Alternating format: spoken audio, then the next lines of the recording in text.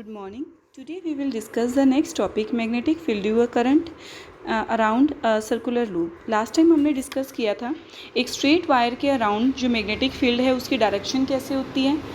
Now अब हम discuss करेंगे कि अगर उसी स्ट्रेट वायर को अगर हम सर्कुलर फॉर्म में लें तो उसमें मैग्नेटिक फील्ड की डायरेक्शन कैसे होगी. तो हमारे पास यहाँ पे 2 डायग्राम्स हैं, one diagram and second diagram. जो फर्स्ट डायग्राम है दोनों सेम ही डायग्राम है, आप इनमें से कोई भी ड्रॉ कर सकते हो. नाउ फर्स्ट डायग्राम में हमें सर्कुलर लूप इस फॉर्म में लिया है. यहाँ पे हमने इसको पॉजिटिव और नेगेटिव से कनेक्ट किया है, मीन्स ये हमारे यहाँ पर हो गई बैटरी जिससे हमने इसको कनेक्ट किया हुआ है. अब इसमें जो करंट है वो कैसे फ्लो करेगा, इस डायरेक्शन से इस डायरेक्शन की तरफ. तो अगर हम यहाँ पे according to right hand rule consider करें तो हमारे पास एक सर्कुलर लूप का हर एक छोटा छोटा पॉइंट वो एक स्ट्रेट वायर की तरह एक्ट कर रहा है.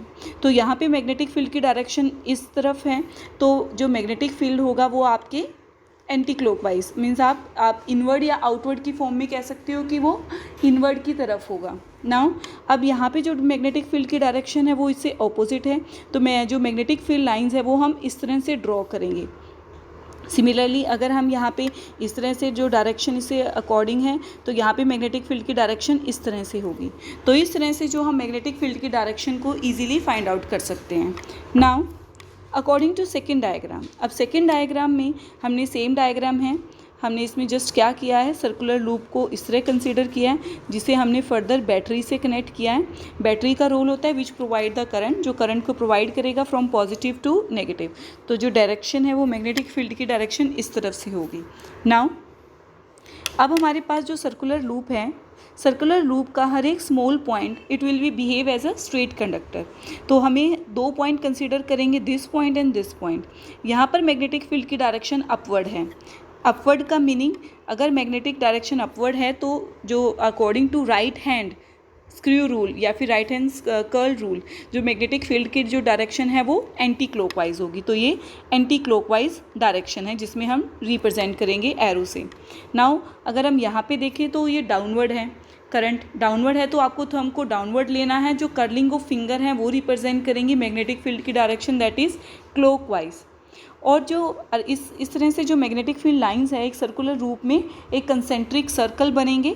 एंड जो मैग्नेटिक फील्ड लाइंस हैं वो आपके सर्कल के एक लूप के अंदर एग्जिस्ट करेंगी, बाहर वो बहुत कम होंगी.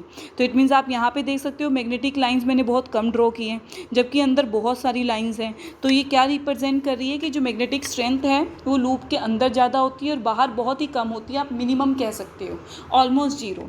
तो magnetic field outside the conductor is almost zero and inside the conductor it is maximum and it is around in the form of circular.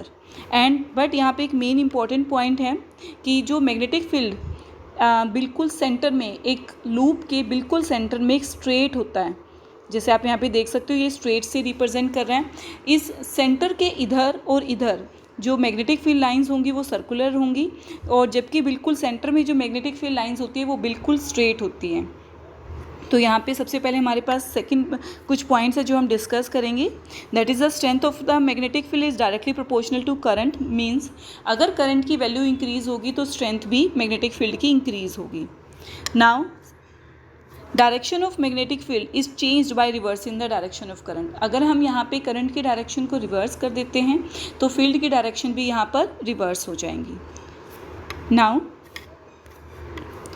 next point is if the circular coil having n number of turns then the strength is increases. अभी हमने just one यहाँ पे circular loop लिया है, अगर इस तरह से हम बहुत सारे लूप्स लें तो मैग्नेटिक फील्ड की स्ट्रेंथ इंक्रीज होती है.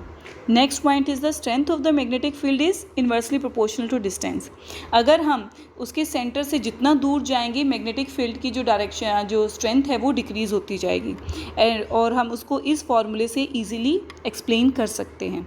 That is B is equal to mu naught. ये न्यू नॉट है, न्यू नॉट ये कांस्टेंट की तरह होता है, एक्ट करता है. It is the permeability of free space that is a constant.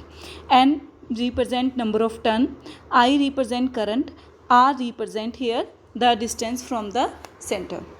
Now the most important point is the direction.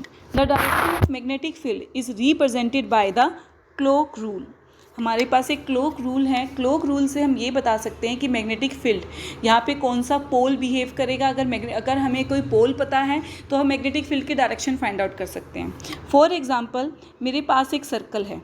अगर सर्कल में मैं डायरेक्शन देखूं, इस तरह से डायरेक्शन है, तो आप यहाँ पे देख सकते हो इस फिगर में, यहाँ पे ये जो डायरेक्शन को रिप्रेजेंट कर रहा है एंटी क्लॉकवाइज। अगर कोई सर्कुलर रूप में करंट एंटी क्लॉकवाइज फ्लो कर रहा है तो वो साइड एस की तरह बिहेव करेगी, मीन्स साउथ पोल की तरह बिहेव करेगी। नाउ अगर हमारे पास एक सर्कुलर लूप में जो करंट है वो एंटी क्लॉकवाइज फ्लो कर रहा है, तो वो जो इसका लूप है उसकी वो जो साइड है वो एन की तरह बिहेव करेगी। तो हम कंसीडर कर सकते हैं हमारे पास एक सर्कल है जिसमें जो करंट है वो इस तरह से फ्लो कर रहा है। तो अगर हम उसके इस साइड से देखें तो हमें वो दिखेगा वो एंटी क्लॉकवाइज है, तो ये साइड नॉर्थ की तरह बिहेव करेगी। बट अगर मैं उसी सर्कल को दूसरी साइड से देखूं तो वो मुझे क्लॉकवाइज दिखेगा, तो वो उसकी साइड एस की तरह बिहेव करेगी। तो एक सर्कुलर लूप के दोनों साइड से हम देखें तो एक उसका एन पोल की तरह बिहेव कर रहा है और एक एस पोल की तरह बिहेव कर रहा है। तो ये एन और एस मिलके क्या बनाते हैं, मैग्नेट। तो इस तरह से हमारे पास एक सर्कुलर लूप में करंट फ्लो कर रहा है जिसकी वजह से वहाँ पर मैग्नेटिक फील्ड लाइंस हैं और वो एक